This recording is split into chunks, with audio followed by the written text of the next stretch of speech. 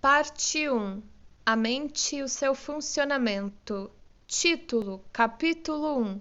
O aparelho psíquico. A psicanálise faz uma suposição básica cuja discussão se reserva ao pensamento filosófico, mas a justificação da qual reside em seus resultados. Conhecemos duas espécies de coisas sobre o que chamamos nossa psique ou vida mental.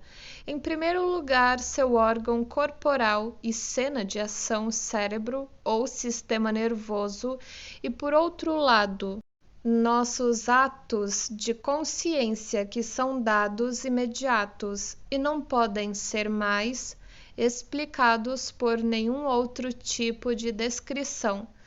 Tudo que jaz entre eles é-nos desconhecido, e os dados não incluem nenhuma relação direta entre estes dois pontos terminais de nosso conhecimento. Se existisse, no máximo, permitir-nos-ia uma localização exata dos processos da consciência e não nos forneceria auxílio no sentido de compreendê-los.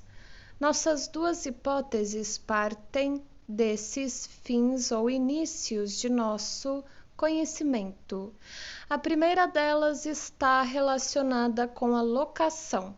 Presumimos que a vida mental é função de um aparelho ao qual atribuímos as características de ser extenso no espaço e de ser constituído por diversas partes, ou seja, que imaginamos como semelhante a um telescópio, microscópio ou algo desse gênero. Não bastante, algumas tentativas anteriores no mesmo sentido, a elaboração sistemática de uma concepção como esta constitui uma novidade científica.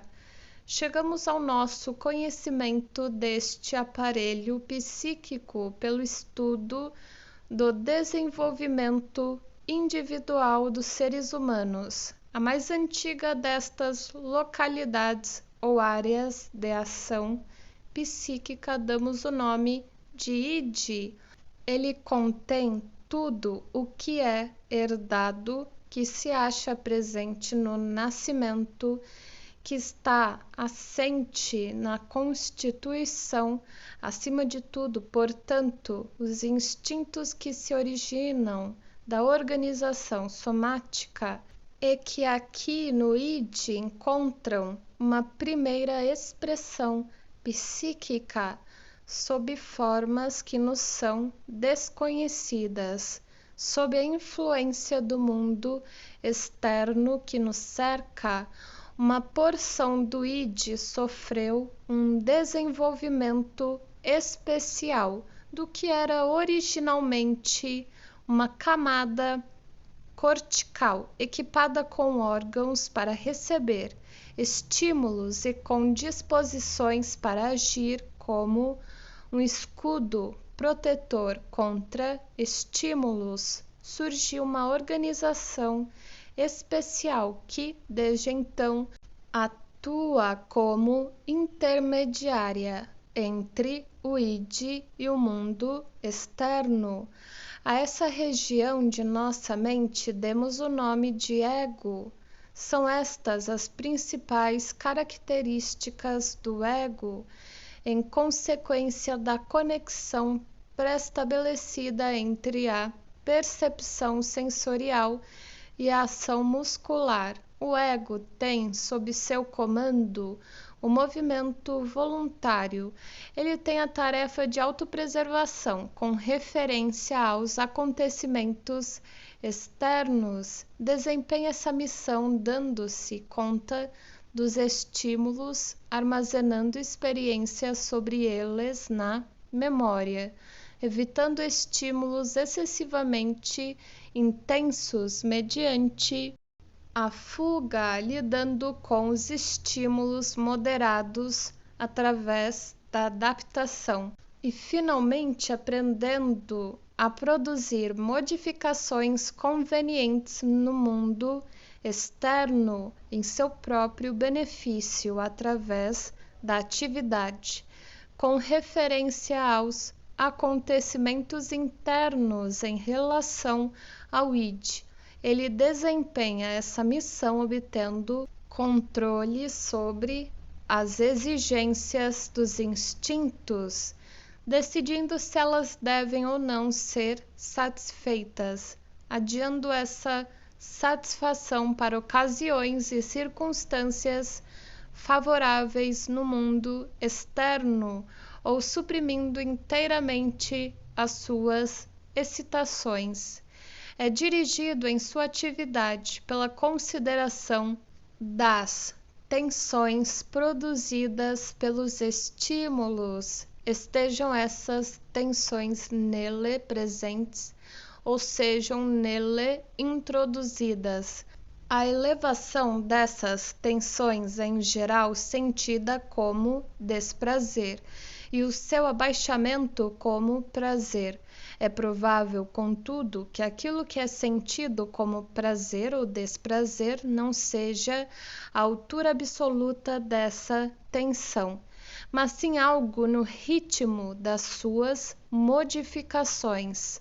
O ego se esforça pelo prazer e busca evitar o desprazer. Um aumento de desprazer esperado e previsto é enfrentado por um sinal de ansiedade.